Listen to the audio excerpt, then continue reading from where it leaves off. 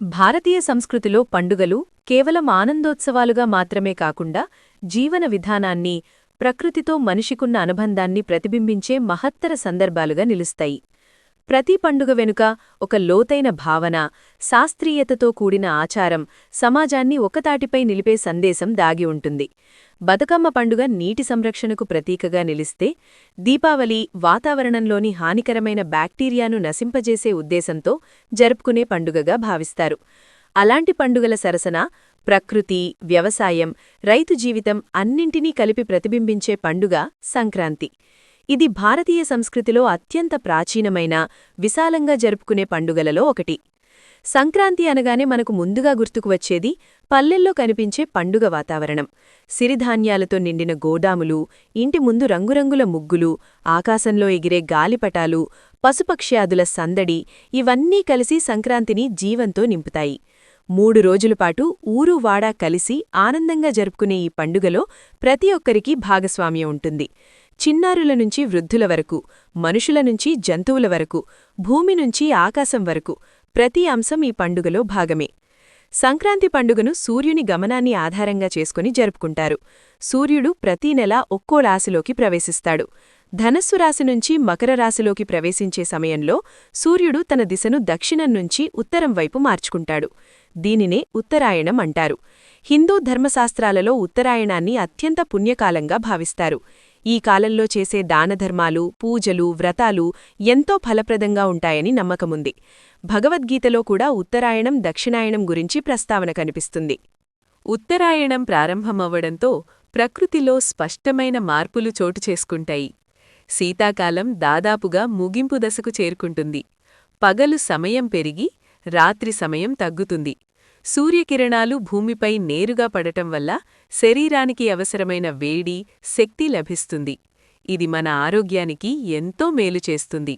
అందుకే సంక్రాంతి సమయంలో చేసే ఆహార అలవాట్లు కూడా శరీరానికి అనుకూలంగా ఉండేలా రూపొందించబడ్డాయి. నువ్వులు, బెల్లం, కొత్త బియ్యం వంటి పదార్థాలు ఈ కాలంలో ఎక్కువగా వినియోగిస్తారు. సంక్రాంతిని ప్రధానంగా రైతుల పండుగగా పిలుస్తారు. ఆరుగాలం శ్రమించి పండించిన పంట ఈ సమయంలో ఇంటికి చేరుతుంది. రైతుకు ఇది అత్యంత ఆనందకరమైన క్షణం. విత్తనం నాటిన నాటి నుంచి పంట కోత వరకు ఎదురైన కష్టాలు, ఆందోళనలు అన్నీ ఈ సమయంలో మరిచిపోతాడు. గోదాములు ధాన్యంతో నిండటం, ఇంట్లో కొత్త బియ్యం రావడం రైతు కుటుంబానికి భద్రత, సంతోషాన్ని ఇస్తాయి. అందుకే సంక్రాంతి రైతు జీవితంలో ఒక పండుగ మాత్రమే కాదు, ఒక విజయం కూడా. పురాణాల ప్రకారం మహాభారత కాలం నుంచే సంక్రాంతి పండుగను జరుపుకుంటున్నట్టు తెలుస్తోంది. భీష్మ పితామహుడు ఉత్తరాయణ పుణ్యకాలం కోసం ఎదురుచూసి దేహత్యాగం చేసినట్టు పురాణాలు చెబుతాయి. ఈ కథ కూడా ఉత్తరాయణానికున్న ఆధ్యాత్మిక ప్రాముఖ్యతను తెలియచేస్తుంది. కాలక్రమేణా ఈ పండుగ వ్యవసాయంతో ముడిపడి రైతుల జీవితంలో భాగమైంది. సంక్రాంతి పండుగ 3 రోజులపాటు జరుపుకుంటారు. మొదటి రోజు భోగి, రెండవ రోజు మకర సంక్రాంతి, మూడవ రోజు కనుమ. ఈ 3 రోజులు వేరువేరు అర్థాలను, సందేశాలను కలిగి ఉంటాయి. భోగి అనేది పాతదాన్ని విడిచిపెట్టి కొత్తదాన్ని స్వాగతించే రోజు. ఈ రోజు తెల్లవారుఝామున నువ్వుల నూనెతో మర్దనా చేసుకుని సూర్యోదయానికి ముందే స్నానం చేస్తారు. దీని వెనుక శాస్త్రీయ కారణం ఉంది. శీతాకాలంలో శరీరంపై పేరుకుపోయిన చలిని తొలగించి రక్తప్రసరణను మెరుగుపరచడానికి నువ్వుల నూనె ఉపయోగపడుతుంది. భోగి మంటలు భోగి పండుగలో ప్రధాన ఆకర్షణ. ఇంట్లో ఉన్న పాత వస్తువులు, పనికిరాని సామాగ్రిని మంటలో వేస్తారు. ఇది ప్రతీకాత్మకంగా చెడును విడిచిపెట్టి కొత్త ఆలోచనలు, కొత్త జీవన విధానాన్ని ఆహ్వానించడాన్ని సూచిస్తుంది. భోగి మంటలో ఆవు పిడకలను కూడా వేస్తారు. దీనివల్ల వాతావరణంలోని హానికరమైన బ్యాక్టీరియా నశిస్తాయని, ఆక్సిజన్ స్థాయి పెరుగుతుందని నమ్మకముంది. ఇది ఒక రకంగా పర్యావరణ శుద్ధి ప్రక్రియగా కూడా చూడవచ్చు. భోగి రోజు దేవుడికి కృతజ్ఞతగా కొత్త బియ్యంతో పరమాన్నం వండుతారు. బెల్లం, నువ్వులు కలిపి చేసే ఈ వంటకం ఆరోగ్యపరంగా ఎంతో ఉపయోగకరం. నువ్వులు శరీరానికి వేడిస్తాయి, బెల్లం జీర్ణశక్తిని పెంచుతుంది. శీతాకాలం నుంచి వేసవికాలం వైపు మారుతున్న సమయంలో శరీరాన్ని అనుకూలంగా మార్చుకోవడానికి ఈ ఆహారం ఉపయోగపడుతుంది. ప్రతి ప్రాంతంలో ఈ వంటకం కొంచెం భిన్నంగా తయారవుతుంది. తమిళనాడులో కొత్త బియ్యంతో పొంగలి చేసి నైవేద్యంగా పెడతారు. అందుకే అక్కడ సంక్రాంతిని పొంగల్ అని పిలుస్తారు. తెలంగాణలో సకినాలు, ఆంధ్రప్రదేశ్లో అరిసెలు ప్రత్యేకంగా తయారు చేస్తారు. రెండవ రోజు మకర సంక్రాంతి పండుగలో ప్రధాన రోజు. ఈ రోజు ఇళ్ల ముందు రంగవళ్లులు, ముగ్గులు వేసి పండుగ శోభను పెంచుతారు. రంగురంగుల ముగ్గులు కేవలం అలంకరణ మాత్రమే కాదు, పిండితో వేసే ముగ్గుల వల్ల చీమలు, చిన్న జీవులకు ఆహారం లభిస్తుంది. ఇది ప్రకృతిలోని ప్రతి జీవితో మనిషికి ఉన్న సహజీవనాన్ని సూచిస్తుంది. గొబ్బెమ్మలు తయారు చేసి వాటి దగ్గర నవధాన్యాలు ఉంచుతారు. అవి పక్షులకు ఆహారంగా మారతాయి. మకర సంక్రాంతి రోజు గాలిపటాలెగరేయడం ప్రత్యేక ఆకర్షణ. ఇది విదేశాల నుంచి వచ్చిన సంస్కృతి అయినప్పటికీ మానసిక ఉల్లాసం కోసం మనం స్వీకరించాం. ఆకాశంలో ఎగిరే గాలిపటాలు మనసుకు స్వేచ్ఛ, ఆనందాన్ని ఇస్తాయి. పిల్లలు, పెద్దలు అనే తేడా లేకుండా అందరూ ఈ వేడుకలో పాల్గొంటారు. ఈ రోజు ఇంట్లో పిండి వంటకాలు, తీపి పదార్థాలు తయారుచేసి బంధువులు, స్నేహితులతో పంచుకుంటారు. మూడవ రోజు కనుమ.